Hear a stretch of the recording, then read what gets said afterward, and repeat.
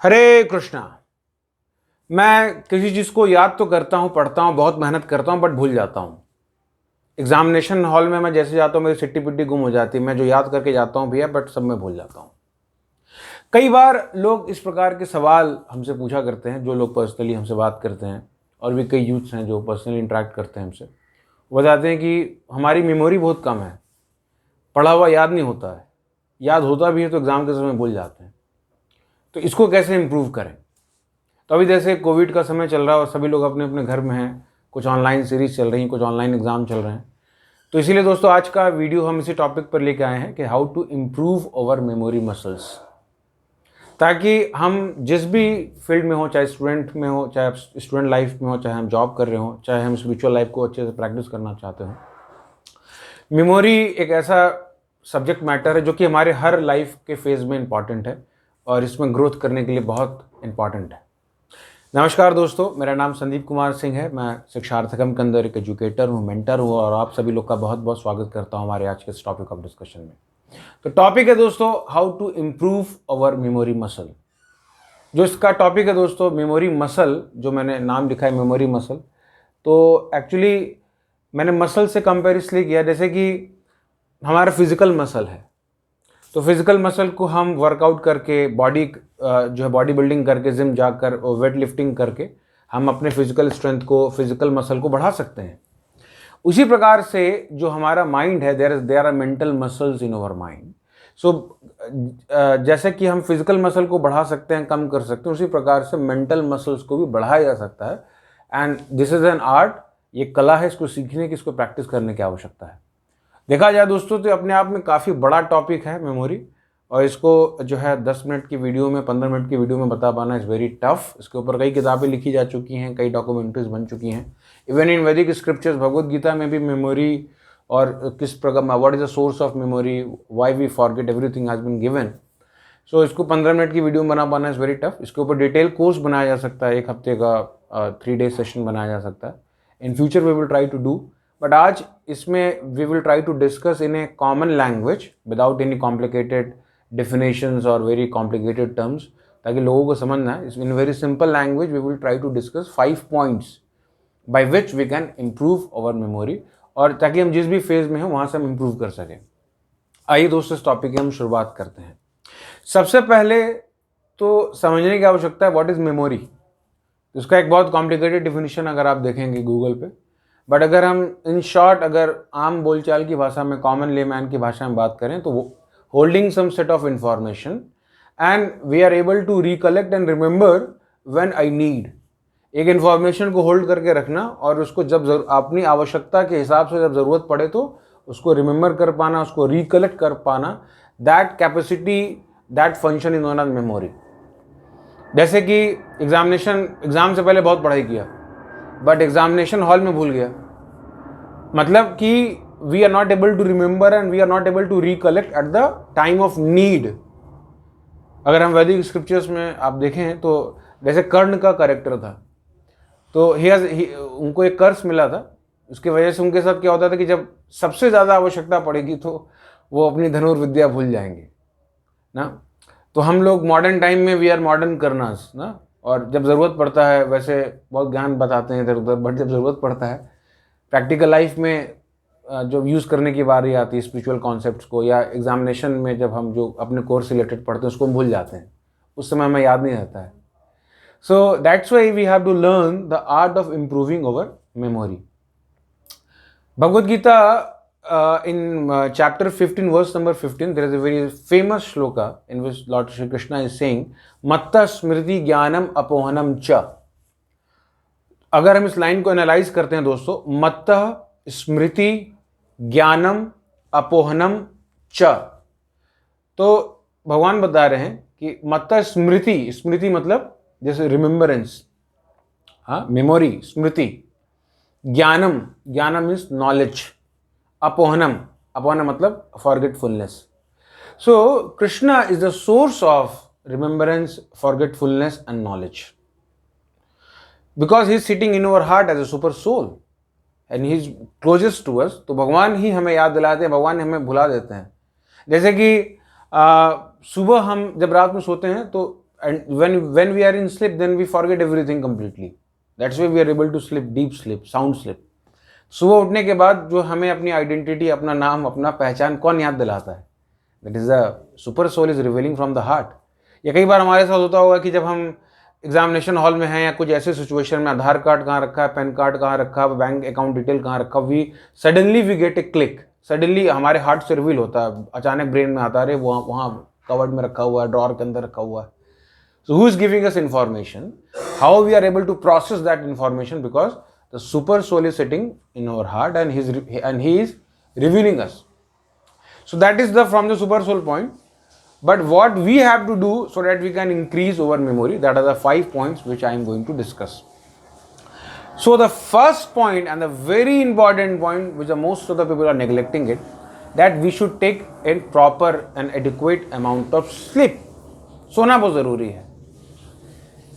एक प्रॉपर मात्रा में सोना बहुत ज़रूरी है. मोस्ट ऑफ द टाइम लोगों को ऐसा लगता है कि अगर हम बहुत ज़्यादा मेहनत करें और जो स्ट्रेच करें अपने आप को, देखिए हार्ड वर्क को नहीं बोला, ऐसा नहीं कहा जा रहा है हार्ड वर्क नहीं करना, we have to do hard work, but एक ओवर स्ट्रेचिंग करना ना, रात भर पढ़ना और रात भर जगना किसी अपने काम को लेकर, प्रोजेक्ट को लेकर, और we are not giving proper sleep to our mind ना, proper sleep, proper rest to our body and mind. उसकी वजह से क्या होता है, over head get heated, brain जो हमारे एक तरीके से हीटअप हो जाता है, एंड वी गेट फटीग, थक जाते हैं. And when we are fatigue then there is a more chance that we will commit mistake. एक थका हुआ ब्रेन एक तो अच्छे तरीके से परफॉर्म नहीं कर सकता, दूसरा गलतियां होने की संभावना काफ़ी ज़्यादा बढ़ जाती हैं, और तीसरी बात है कि we use to get fight up, लड़ाई हो जाती है, चिड़चिड़ापन आ जाता है, फ्रस्ट्रेशन आ जाता है, because we are not taking proper sleep. But अगर if a healthy brain is there, जिसने प्रॉपर रेस्ट है, प्रॉपर स्लिप लिया, then it is much easy to grasp the information and to retain the information. It is very very easy. Why? Because our brain should be in a healthy state. तो सोने का मतलब ये नहीं दोस्तों कि आप बहुत ज़्यादा ही सोने लगे. There should be balance. And या तो हमारा एक चलता है या तो आर या पार, या तो बिल्कुल नहीं सोएंगे, या तो सोएंगे तो 10 घंटा सो जाएंगे. नहीं, तो इट्स नॉट अबाउट, अगर हम बहुत ज़्यादा सोएंगे तो भी लेजीनेस होगा, ड्राउजीनेस होगा, आलस आएगा, we are not able to perform, our mind will come in to mode of ignorance, drowsiness, focus नहीं होगा, कॉन्सेंट्रेट नहीं होगा. बहुत कम सोएंगे तो माइंड थका रहेगा, गुस्सा आएगा, और it is very restless. So that's why we should create a balance. In Bhagavad Gita chapter 6 verse number 17, Krishna is speaking युक्ताहार विहारस्य युक्त चेतस्सु कर्मसु. It means we have to create a balance in our eating, sleeping, work and recreational activity. Krishna is not saying that we should avoid sleeping. We should sleep, but we should sleep such amount of sleep which is quite balanced, not less, not more. Approx 6 to 7 hours sleep is very normal for all of us. So the first point is that we should take adequate amount of sleep, proper amount of sleep, not too much, not too less, so that we can perform. Our memory, our brain muscles should be active. Brain थक जाएगा दोस्तों, mind थक जाएगा. We cannot expect. Brain is just like a machine. अगर आप अपने room का पंखा सुबह से शाम चलाइए, 1 हफ्ते तक लगा चलाइए, तो उसका कंप्रेशन गर्म हो जाता है, कंडेंसर गर्म हो जाता है, पंखा जल जाता है. तो brain is also like a big machine. It's working, it's have a conscious mind, subconscious mind. So it's like a machine and that machine should be utilise. बीच में मशीन को बंद करने की भी आवश्यकता है. So that's why we should give a sufficient amount of sleep to mind. Now the second point, paying attention. That is very important, paying attention. So for good memory, we are discussing the first point is we should take adequate amount of sleep so that our brain should be in healthy condition and we are able to retain, we are able to grasp the information. दूसरा point है मित्रों कि we should pay attention in our daily activity. Pay attention in everything. Either we are reading, either we are hearing some class, we are doing some activity. Because Microsoft ने एक research किया दोस्तों, आप चाहे तो गूगल कर सकते हैं. उसमें बताया उन्होंने, उनके रिसर्च में पता चला कि एक एवरेज ह्यूमन बीइंग का जो अटेंशन स्पैन है वो 8 सेकेंड है. 8 सेकेंड से ज़्यादा हम फोकस नहीं कर पाते हैं, हम रिटेन नहीं कर पाते अपने इन्फॉर्मेशन को. That is a condition of in our present civilization. जो अभी करंट ह्यूमन सिविलाइजेशन है, 8 सेकेंड से ज़्यादा हमसे फोकस नहीं हो पाता है. Because so many WhatsApp messages are coming, news and informations are coming, we are always keep distracted ourselves. So इसीलिए अटेंशन पे कर पाना बहुत ज़रूरी है अगर हमें एक साउंड मेमोरी चाहिए. Because unless and until we are, हम ध्यान से किसी चीज़ को सुन नहीं पा रहे हैं, किसी चीज़ को पढ़ नहीं पा रहे हैं, तो उस इंफॉर्मेशन को हम कैसे रिटेन कर सकते हैं. आधी अधूरी सुनी हुई चीज़ें कभी याद नहीं रह सकती दोस्तों. कई बार आपको ऐसे अनुभव होगा, फॉर एग्जांपल अगर हम बात करें कि दुकान पे गए, घर वालों ने भेजा कि जाओ गुड्डू सामान लेके आओ. गुड्डू जाता है सामान लेने के लिए गोयल जनरल स्टोर के पास, वो बोलता है भैया चावल दे दीजिए, आटा दे दीजिए, क्यूकार्पिन तेल दे दीजिए और जिलेट का रेजर दे दीजिए, and so many things he purchase. और पहले ही दुकान पे जाती 500 रुपये दे देता है कि ये सामान दे दीजिए. बट गुड्डू इतना खोया हुआ है, कहीं और खोया हुआ है, फ़ोन पे लगा हुआ है, कहीं और message back the mind something going on, कि सामान लेने के बाद फिर से 500 देता है. वो गोयल साहब हमारे शरीफ हैं, बोल देंगे नहीं भैया आप तो पहले पैसा दे चुके हैं. ऐसा होता होगा आपके साथ, मेरे साथ तो हुआ है कि मैं हूं कहीं और physically present but mentally absent. So if we are mentally absent, so it's not possible कि हम उस मेंटली एब्सेंट फेज में होकर हम किसी चीज़ को सुने और उसको हम याद रख पाए. We will forget because we are not able to hear, we are not able to pay attention, we are not able to attentively read. That is the most biggest challenge of modern youth now it is. Because हम एक जगह बैठ कर we are not able to focus. हर आधे घंटे बाद तुरंत हमारी आदत है फ़ोन चेक करना, न्यूज़ देखना, स्टेटस देखना, because something impulse is coming, because we are not able to retain our self on a one object, on a one point. That is our flaw. इसीलिए दोस्तों अटेंशन का बढ़ाना that is very important. Paying attention in one object is very important. अगर हम पढ़ रहे हैं तो सिर्फ पढ़ रहे हैं, अगर हम खेल रहे हैं तो सिर्फ खेल रहे हैं, फ़ोन चला रहे हैं तो फ़ोन चला रहे हैं. दिन का एक टाइम रख लीजिए, घंटा फ़ोन चलाने के लिए, कोई दिक्कत नहीं. But paying attention is very important. इसीलिए फॉर अटेंशन बढ़ाने के लिए we have to practice some sort of additional means, just like we should practice mantra meditation. That is very effective technique because mantra meditation, that is mantra, and we are meditating on the mantra and we are trying to hear this mantra. Now for example, I and many youths are used to follow mantra meditation. That is very effective technique for increasing our focus and attention. We chant Hare Krishna Krishna Krishna Hare Hare, Hare Rama Rama Rama Hare Hare, and we just try to pronunciate and we just try to hear it with full attention. What happened over the time, we develop the habit of hearing something. We develop a habit of focusing on one proper specific mantra. So that is very helpful for increasing our attention span. So the second point for improving our memory is to paying attention. Now the third point, which is very very important, that we should involve as many senses. किसी भी काम को करते वक्त, चाहे अगर आप पढ़ाई कर रहे हैं, चाहे आप कुछ भी कर रहे हैं, we should involve as many senses in work.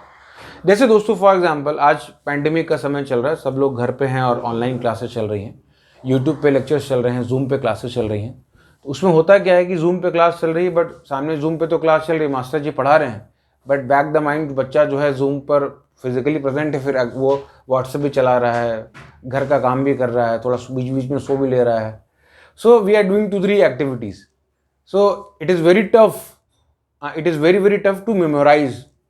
क्योंकि आप जो है, हम किसी काम को करते वक्त जो है हम डिस्ट्रैक्टेड हैं, एक साथ 2-3 तरीके का काम कर रहे हैं. माइंड जो एक तरीके का रनिंग कमेंट्री दे रहा है, उस समय क्लास चल रही है बट माइंड में चल रहा है, वो भी देख लो, पानी भी प्यास भी लगा है, खाना भी क्या बना है, आईपीएल में सीएसके का क्या चल रहा है, मुंबई इंडियंस का क्या चल रहा है. So many things are going in the mind. हाँ, टीवीएफ का नया सीरीज आया है एस्पिरेंट्स का, उसमें क्या हो रहा है, संदीप भैया ने क्या किया है. So many things are coming in our mind. We are not able to retain, we are not able to focus. So that's why we should involve as many senses when we are taking class. जब हम online class चल रही है तो उस समय पर जो है, देखिए अगर हम क्लास चल रही है सिर्फ ऑडियो देख रहे हैं, क्लास का ना ऑडियो सुन रहे हैं, it is very easy, we will get distracted. But अगर सुन भी रहे हैं, सामने स्पीकर को भी देख रहे हैं और साथ में नोट्स भी बना रहे हैं, so now we are engaging more than one senses. We are engaging over ear, we are engaging over eyes, and we are engaging over hand. And through hand we are writing, so we are engaging over intelligence also. So जब ज़्यादा चीज़ें एक साथ जो हैं combine होती हैं, किसी involve as many senses, involve as many senses, है ना. अगर आप सोचिए, अगर आप क्लास चल रही है, अगर आप पीछे के सीट पर बैठे हुए हैं तो होगा कि टीचर के ध्यान में नहीं है, पीछे हैं तो पीछे देख रहे हैं कि वो लड़का क्या कर रहा है, कौन सो रहा है क्लास में, कौन जग रहा है, कौन पानी पी रहा है, कौन कौन सा कपड़ा पहन का है. So many things are coming in our mind. But suppose you are sitting in the front of the teacher, you are seeing eye to the teacher, it is very tough. उस समय आप डिस्ट्रैक्ट हो जाए, because we are involving, हम अपने senses को ज़्यादा अच्छी तरीके से इंगेज कर पा रहे हैं. तो third point is that involve as many senses ना. ध्यान से सुने, कान को लगाएं, आंखों से देखें. जब अगर यूट्यूब पे या जूम पे लाइव सेशन हो रहा है तो we should see the teachers को देखें, कान से अपना सुने और हाथ से नोट्स भी बनाएं सब ना. So by this way we can, it is very easy to retain. अगर हम जो है ना देख रहे हैं ना नोट्स बना रहे हैं और ऐसे सुन रहे हैं, सुनते सुनते कहीं और भी चले जा रहे हैं, कभी फ़ोन भी चला लिए, कभी कुछ कुरकुरे भी खा रहे हैं, बीच में सो भी जा रहे हैं, घर का काम भी कर रहे हैं, बीच में चाय पकौड़ा भी खा रहे हैं, तो it's very easy to tough. It is very easy, it is very tough to remember at that time. So the third point is to involve as many senses. First point is taking proper sleep. Second point is paying attention. And for increasing attention, practice some mantra meditation techniques. The third point is involve as many senses. Now the fourth point for improving our memory, कि हम अपने subject को और spiritual topics को, किसी भी subject को अगर हम ज़्यादा लंबे समय तक याद रखना चाहते हैं दोस्तों, चौथा पॉइंट है we should try to learn in a structure manner. Structure का फॉर्मेट बना के हमें किसी चीज़ को सुनना चाहिए, पढ़ना चाहिए. तो ये बोल सकता है स्ट्रक्चर से क्या मतलब है भैया? स्ट्रक्चर से मतलब होता है जैसे कि कोई लेक्चर हो रहा है, कोई क्लास आप सुन रहे हैं आप, और फिजिक्स का, मैथ का, केमिस्ट्री का. तो उसमें क्या है कि टीचर आए और 40 मिनट का लेक्चर दिया तो आपने सुना, बोले हाँ हाँ सर बहुत अच्छा बता दिया आपने. फिर कोई टीचर पूछे हाँ बताओ गुड्डू क्या सीखा, तो गुड्डू को याद ही नहीं है कि मैंने क्या सीखा, कहाँ से शुरू हुआ तो कहाँ ख़त्म हुआ, तो कुछ याद ही नहीं है, या याद हुआ तो 1-2 पॉइंट याद हुआ है ना. ये तो उसी तरीके से बात हो गई कि बाथरूम में गए और 10 बाल्टी पानी से नहा लिए, बट शरीर पे से लास्ट में 2-3 बूंद पानी बचा हुआ, बाकी सब वेस्ट हो गया नाली में, है कि नहीं. तो इतना ज्ञान बरसाया सर ने, बट वो कुछ स्टोर नहीं हुआ, आखिरी में 1-2 बूंद बचा. So we are not able to retain because we are not hearing और reading in a structure format. Structure format का मतलब क्या है दोस्तों, कि जब लेक्चर शुरू हो रहा है, कोई टॉपिक सुन रहे हैं, कुछ पढ़ रहे हैं, we should hear in a structure manner कि ओके टॉपिक का हेड यहाँ पर है, टॉपिक यहाँ से स्टार्ट हो रहा है, this is the tail of the topic, this is the body of the topic. इसका स्टार्टिंग पॉइंट क्या है, टीचर ने किस तरीके से स्टार्ट किया है, क्या एग्जाम्पल्स दिए, क्या एनालॉजीज दिए, what is the main point, what is the main concept, what is the main theme, lecture किस तरीके से फ्लो हो रहा है, what is the sub theme, how many examples, how many logics, किनका कोटेशन है. So all these things we are hearing in a pattern, we are hearing in a theming manner.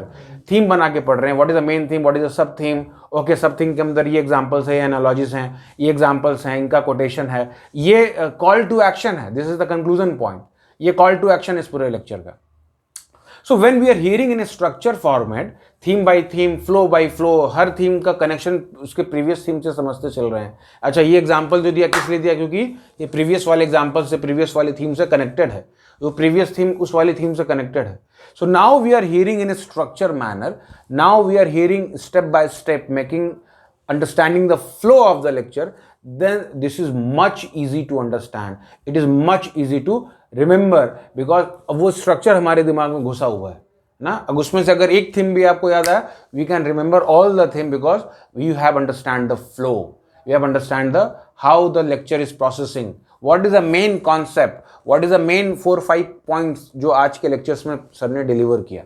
Even चाहे वो spiritual lecture हो, चाहे वो material lecture हो, चाहे किसी भी तरीके का लेक्चर हो, we should understand in a structure format, that is the crux.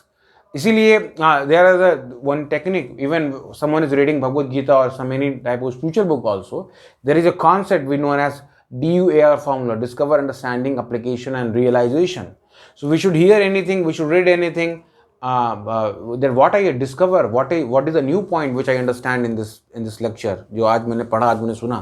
फिर what is the understanding point, क्या मैंने understanding, मेरी understanding क्या develop हुआ, understanding develop हुआ, what is the application point ना, this is the application point. okay मुझे सुबह उठना है, मुझे structure format बनाना है, मुझे attention को बढ़ाना है, this is my application point. क्या I have to chant Hare Krishna mantra meditation for 20 minutes in a day, this is my application point. So if I practice it for the 7 days, then what is the realization?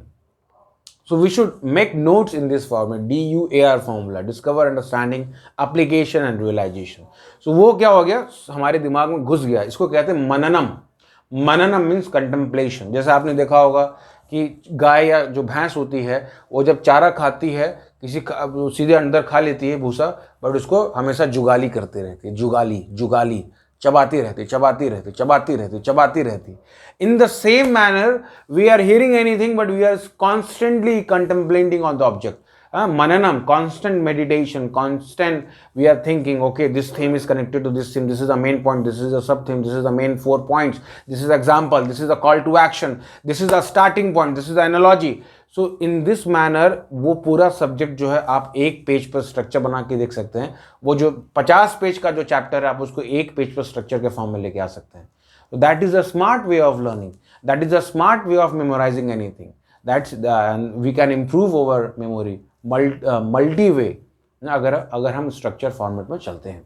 Now the fifth point and the most important point, we should process the information. Processing the information.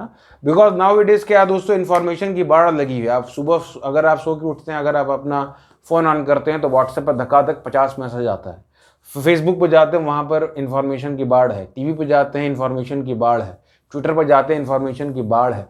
We have so much information but we are not able to process the information ना. वही बात होगी कि पूरा सारा information पढ़ लिया, सारा रामायण पढ़ लिया, फिर पूछा जाता है सीता कौन था भाई.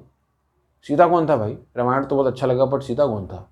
Why this is happening? We are not able to retain because we are not processing the information. We are just going through the information. There are two things. We are going through the information and we are processing the information. So we should know the art of processing the information, that how we can process the information. So processing the information मतलब क्या है दोस्तों कि now we are thinking about information. उस information को simply हम consume नहीं कर रहे हैं कि ऐसे खोला, ऐसे पढ़ लिया, किताब बंद करके फिर चले गए, कैंटीन चले गए.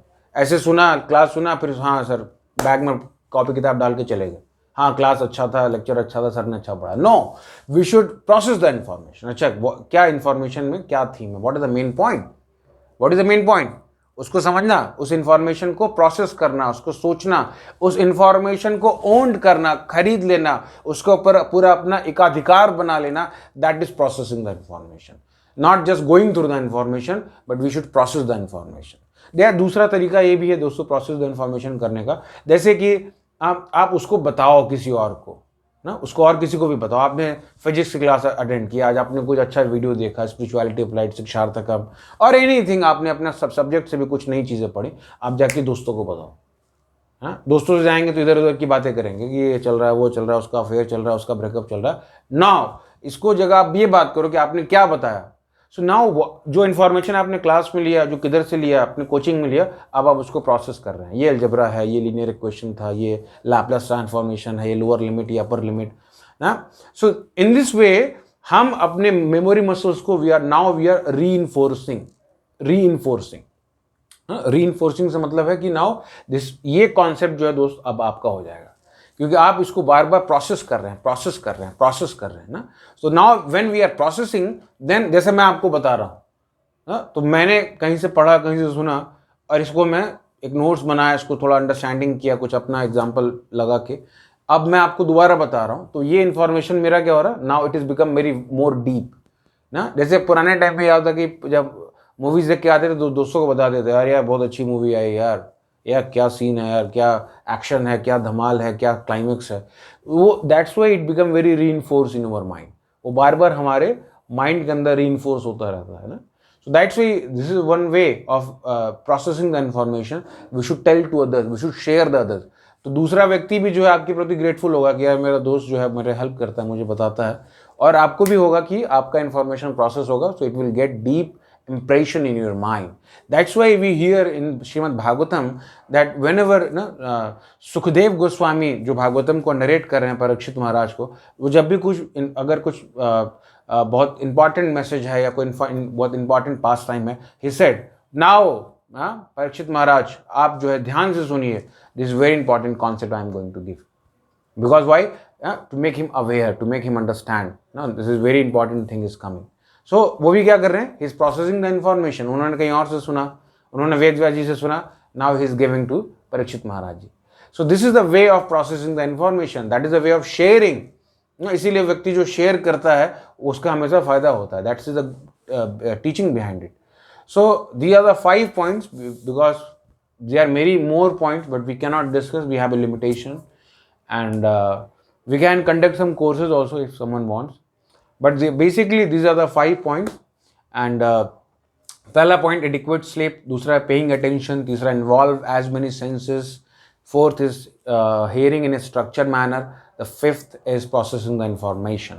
And ये सब करने के लिए दोस्तों, if we are trying to do some mantra meditation and if we are trying to read some spiritual books like Bhagavad Gita, then it will give us mental strength. This mantra meditation is just like mental muscles. Gym में dumbbell उठाते हैं बार बार तो mental muscles हमारे ये जो physical muscles बढ़ता है, उसी तरीके से जब हम चैंटिंग करते हैं, मंत्रा मेडिटेशन करते हैं, तो मन जो है भटकता है कई विचारों पर, पास्ट फ्यूचर, 50 साल बाद क्या होगा, उसके बाद ये क्या होगा, उसके बाद वो क्या होगा, मन में कई चीज़ें आती रहती हैं.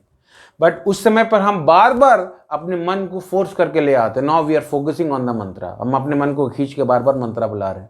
जिस तरीके से डंबल को बार बार उठाने से हमारा जो है फिजिकल मसल स्ट्रांग होता है, उसी प्रकार से मन को बार बार खींच कर उस मंत्रा को सुनने पर हमारा क्या होता है, हमारा मेंटल मसल भी स्ट्रांग होता है. So that is a very simple technique, very effective technique, which I am also practising. And I can assure you that if you also follow, then you will get 110% benefit, 10,000% guarantee that you will also get benefit. So these are the points. We hope you will apply and you will get benefit. Thank you for watching Spirituality Applied and Saksharthakam. And in the evening, we are going to upload a video on Saksharthakam. So please give your blessings and support. Thank you very much. Hare Krishna.